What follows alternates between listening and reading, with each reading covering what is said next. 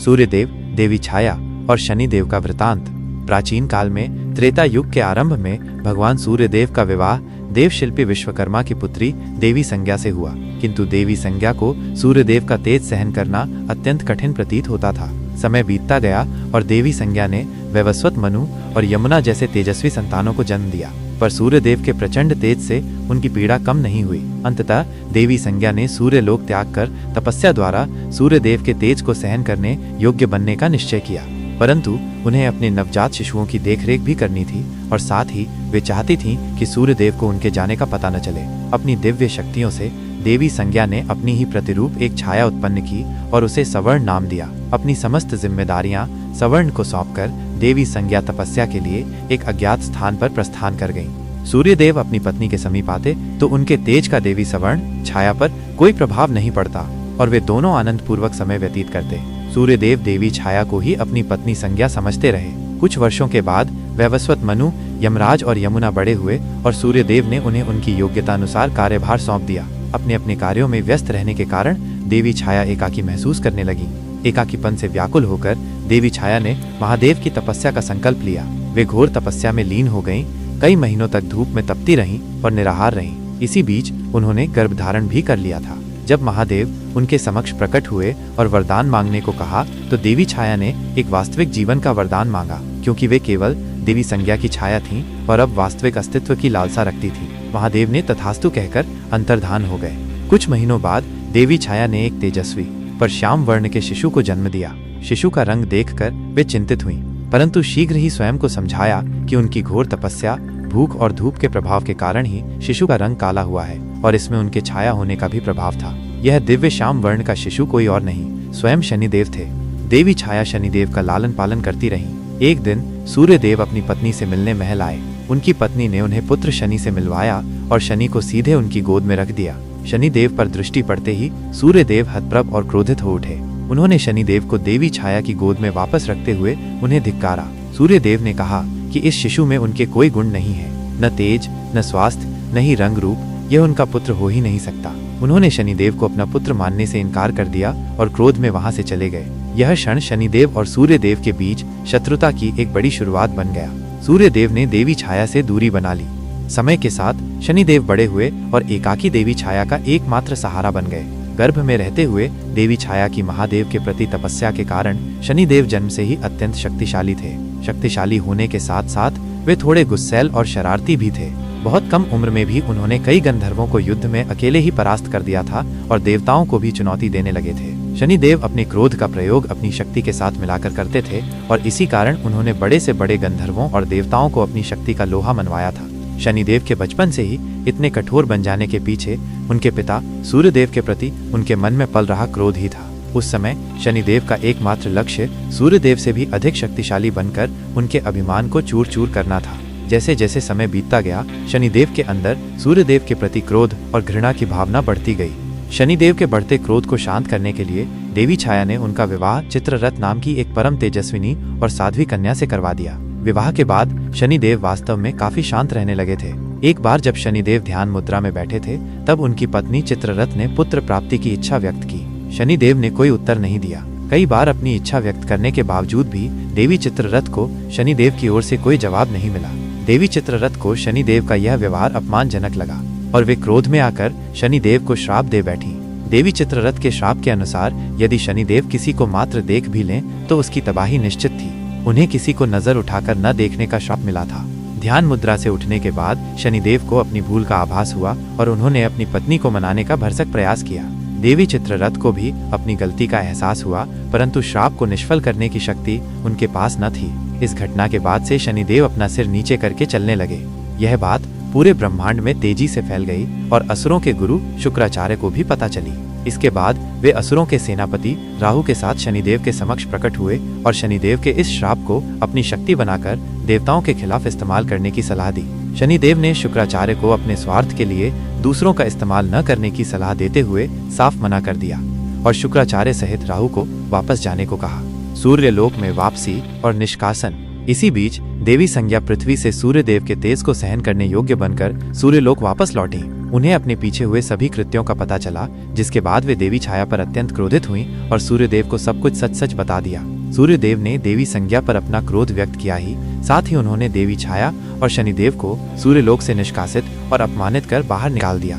इसके बाद शनिदेव और माता छाया पृथ्वी की ओर चल पड़े और एक घने तथा सुंदर वन में निवास करने लगे। काकराज से मित्रता और प्रतिशोध। वन में रहते रहते शनिदेव की मित्रता काकराज से हुई और इस बेहद खूबसूरत वन में शनिदेव माता छाया के साथ खुशी खुशी रहने लगे थे। समय बीतता गया और कुछ वर्षों के बाद सूर्यदेव को शनिदेव के इस निवास स्थान का पता चला। इसके बाद वे शनिदेव के जान के दुश्मन बन बैठे और शनिदेव के निवास स्थान वाले वन में सूर्यदेव ने अपने मायावी तेज से आग लगा दी। देवी छाया एक परछाई होने के कारण उस आग से बचकर बाहर निकल आई, लेकिन शनिदेव उस मायावी आग की चपेट में पूरी तरह से फंस चुके थे। देवी छाया मदद की गुहार लगाने लगी। तभी अचानक काकराज ने वन के ऊपर से आकर शनिदेव को अपने पंजों में जकड़ लिया और काफी दूर अपने काकलोक ले गए। काकलोक पहुंचने के बाद काकराज ने शनिदेव को अपनी माता से मिलवाया और काकराज की माता ने शनिदेव को काकलोक में ही रहने की विनती की, जिस पर शनिदेव ने भी सहमति जताई। काकराज की माता ने शनिदेव को अपने पुत्र की तरह स्नेह दिया। समय बीतता गया और एक दिन ये बात इंद्रदेव को पता चली। इसके बाद शनिदेव और काकराज की अनुपस्थिति में इंद्रदेव ने काकलोक पर हमला कर दिया, जिसके परिणाम स्वरूप तमाम काकों सहित काकराज की माता की मृत्यु हो गई। जब यह बात शनिदेव और काकराज को पता चली तो वे अत्यंत क्रोधित हो उठे। शनिदेव आग बबूला होकर अपनी शक्ति को जगाते हुए उस शक्ति का कुछ हिस्सा काकराज पर समाहित कर उन पर सवार होकर स्वर्गलोक की ओर प्रस्थान कर बैठे। स्वर्गलोक में इंद्रदेव सहित सभी देवता नृत्य और सोमरस का आनंद उठा ही रहे थे कि तभी उन्हें दूर से बेहद जोरदार गर्जना करता हुआ तीव्र गति से सामने आता हुआ काल के समान काक और उस पर सवार शनिदेव नजर आए। उन्हें देखकर स्वर्गलोक में भगदड़ मच गई और देवता युद्ध के लिए अस्त्र शस्त्र लिए तैयार हो गए, परंतु शनिदेव ने स्वर्ग पर कदम रखते ही अपनी तिरछी नजर से देवताओं को पहले शक्तिहीन बना दिया, फिर अपनी आंखों की तेज रोशनी से उन पर प्रहार कर उन्हें फर्श पर पटक दिया। इंद्रदेव सहित सभी देवता शनिदेव के सामने इतने कमजोर हो चुके थे कि वे अपने अस्त्र शस्त्र भी उठा पाने में असमर्थ थे। शनिदेव ने देवताओं के ही अस्त्र शस्त्र से उन्हीं को बुरी तरह से घायल करना शुरू कर दिया, जिसके बाद सभी देवताओं को स्वर्ग से किसी भी तरह अंतर्धान होकर भागना पड़ा। महादेव का हस्तक्षेप और शनिदेव का न्यायाधीश बनना। इंद्रदेव सहित सभी देवताओं ने शनिदेव के भय से कहीं दूर जाकर सूर्यदेव को याद किया और सभी सूर्यदेव से शनिदेव को जलाकर भस्म कर देने की विनती करने लगे। इसके बाद स्वर्गलोक में सूर्यदेव का आगमन हुआ।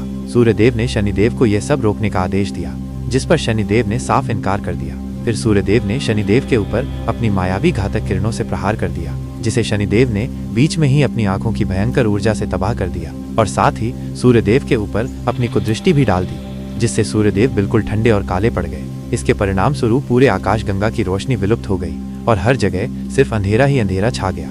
इसके बाद सूर्यदेव को भी स्वर्ग छोड़कर भागना पड़ा।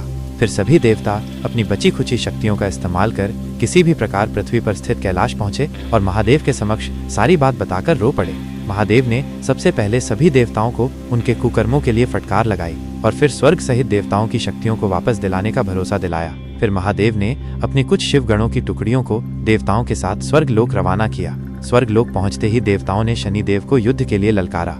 शनिदेव युद्ध के लिए देवताओं और शिवगणों के आगे उपस्थित हुए।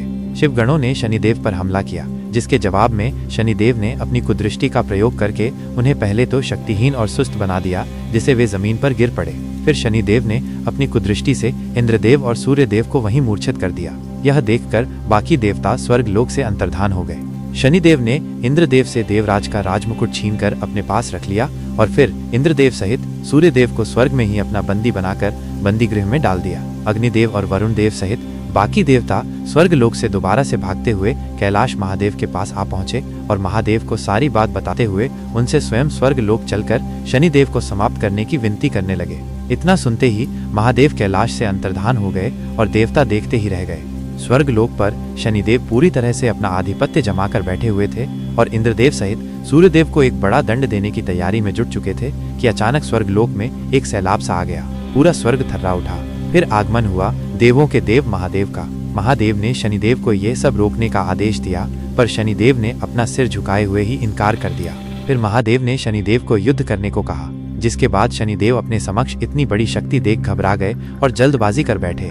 शनिदेव ने सीधा अपनी कुदृष्टि महादेव पर ही डाल दी, जिसके जवाब में महादेव ने अपने तीसरे नेत्र को शनिदेव की तरफ थोड़ा सा खोल दिया। इसके परिणाम स्वरूप महादेव के तीसरे नेत्र से निकली थोड़ी सी ही ऊर्जा से शनिदेव का शरीर बीच से फट गया और वे बुरी तरह से घायल हो गए। फिर वे काफी ज्यादा तेज झटके से पृथ्वी की तरफ गिरते चले गए। शनिदेव के मूर्छित होते ही देवताओं की शक्ति वापस आ गई। महादेव के त्रिनेत्र से निकली थोड़ी सी ही ऊर्जा में इतनी ताकत थी कि शनिदेव स्वर्ग से नीचे की तरफ गिरते हुए पृथ्वी पर काफी तीव्र गति से पहुंचे और तमाम पेड़ पौधों को ध्वस्त करते हुए एक पीपल के पेड़ में जा अटके। शनिदेव पूरी तरह से अधमरे हो चुके थे।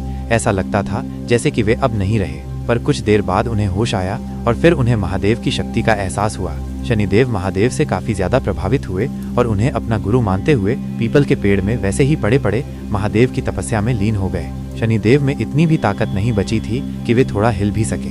काफी वर्षों तक पीपल के पेड़ में ऐसे ही पड़े पड़े घोर तपस्या करने के बाद महादेव शनिदेव से काफी प्रसन्न हुए। महादेव शनिदेव की क्षमता और साहस से पहले से ही काफी प्रभावित थे, इसलिए उन्होंने शनिदेव को पीपल के पेड़ से अंतर्धान कर सीधे अंतरिक्ष में ला खड़ा कर दिया और पहले जैसे स्वस्थ भी बना दिया। साथ ही महादेव ने शनिदेव को एक दिव्य त्रिशूल भी भेंट किया। इसके बाद महादेव ने शनिदेव को एक लोक भी भेंट किया, जिसको महादेव ने शनिलोक नाम दिया।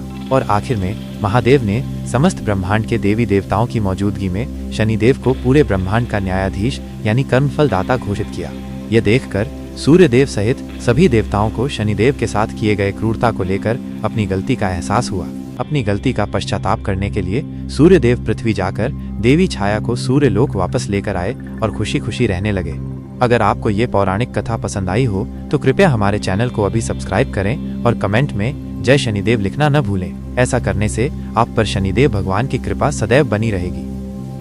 वीडियो पूरा देखने के लिए धन्यवाद। मुझे आशा है कि आपको ये वीडियो अच्छी लगी होगी। यदि आप और भी ऐसी वीडियो देखना चाहते हैं तो हमारा चैनल सब्सक्राइब कर लें ताकि हमारी ये वीडियो हर दिन आप तक पहुंच सके, और वीडियो को लाइक और शेयर करना न भूलें। मिलते हैं अगली वीडियो में, तब तक के लिए आप अपना ख्याल रखें। धन्यवाद।